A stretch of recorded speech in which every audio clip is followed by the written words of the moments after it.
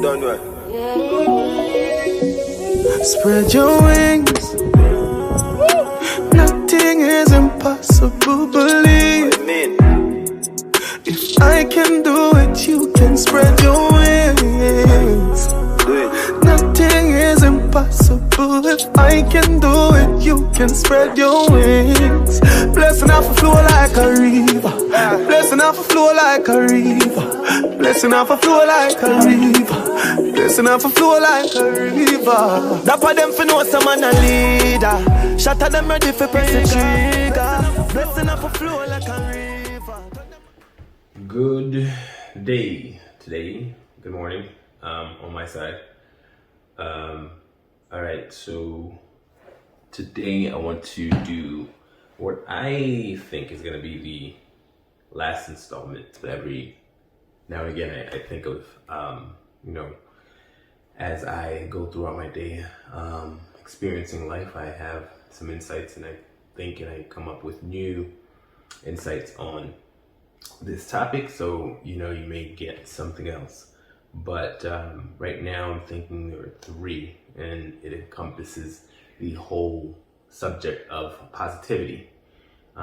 So the first video that I did on positivity, we dealt with what that means. It's acceptance of reality, acceptance of life, true acceptance, meaning, you're not fighting what is actually there. You're like, okay, this is what I have to deal with. This is what, this is what the circumstances are. I am like any other human being who has lived on this earth, and I deal with what's presented to me.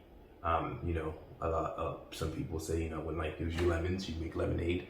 It's the acceptance of the lemons that you have and being able to make lemonade of it.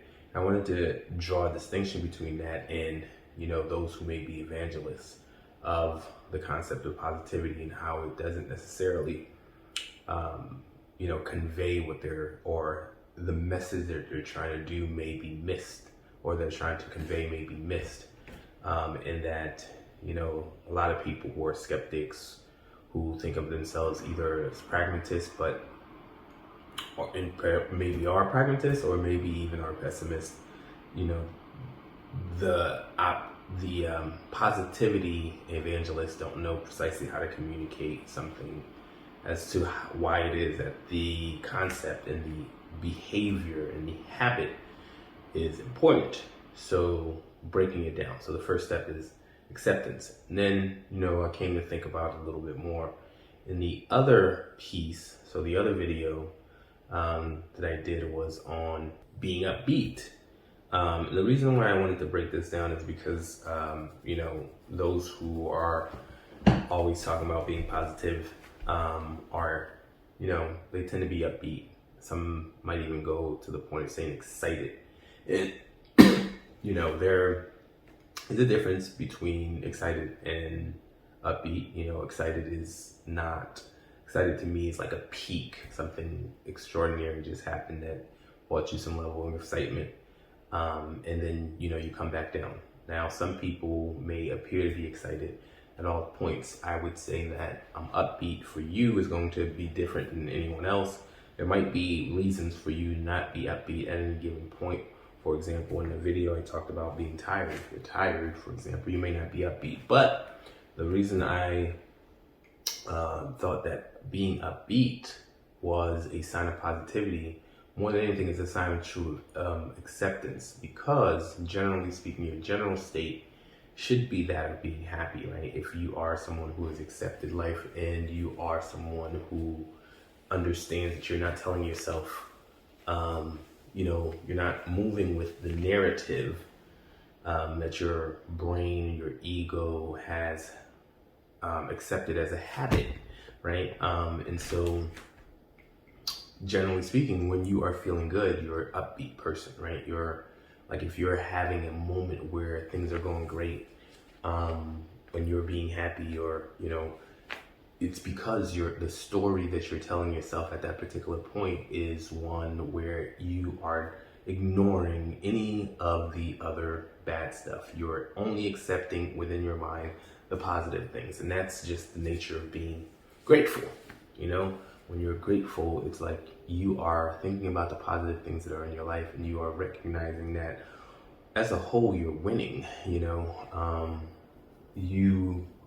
are one of, billions of,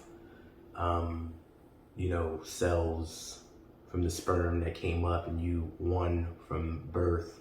And every day that you're not dying there, and every day that you're living through life, there are tons of things that could potentially go wrong, and they haven't. You're only picking out the negative things. And so if you are actually recognizing yourself and taking and I guess distilling all the positive things that are happening, you would essentially be happy. That's the normal state. This is what we aspire to.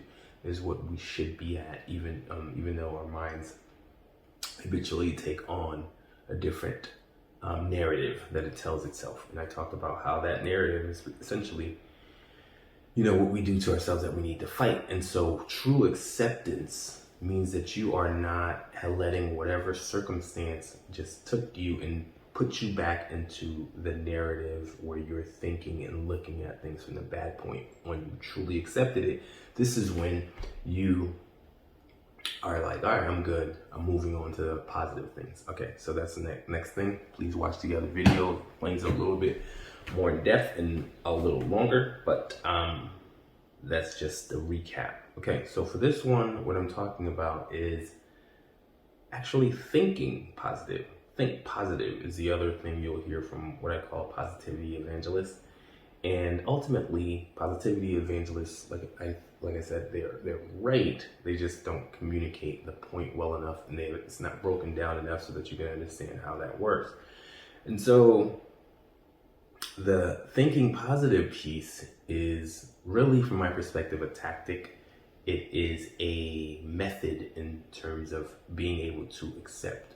So the way it works is, if I tell you not to think about something, or you try not to think about something, the first thing that you're going to do is start thinking about that thing. You can't really force yourself not to think about something. So one of the ways that you can try, and as with everything that is not a habit for you, is going to take practice. It's going to take commitment until you get to the point where you can do it easily. I think control of emotions and controlling your being able to move yourself from one state to another is one of the most powerful tools that you'll be able to use, because the way that we think impacts in so minute a detail the different ways that we that we respond, that we behave, the tone, all of the nonverbal communication, which is like, let's say 90% of how we communicate, all of those things, the way that we are communicating that and the way that's being received impacts how it is that you are received. How people view you, whether or not they see you in a positive light or a negative light. It is because of how you feel, and as a result, it's kind of what creates this cycle and this loop where things actually work out well. And so if you're able to have that level of control, it is a very powerful thing. And one of the ways to do that, once you practice and get good at it, is to force yourself to think, to not think about that negative thing, is to make yourself think about something positive. And a lot of times it may not be precisely like, okay, this thing that's happening is not bad, or whatever the case. It's like, okay, what is the silver lining? What other thing about this thing that I can focus on that's actually good? Or even potentially something that is completely unrelated. Start thinking about something positive. Again, it's not like you're going to say tomorrow, all right, I'm going to think positive and it's going to work. I think that's part of the reason why a lot of people set out to do something and, it's not working the first time, and then they are like, well, it doesn't work, let me stop it. No, everything is going to take practice. But it is a practice that is required, that is necessary if you are going to be able to control your emotions and get that value. So that is my piece for today on positivity. I think it rounds it out. So, accept, be upbeat, and ultimately be positive. All right, thank you.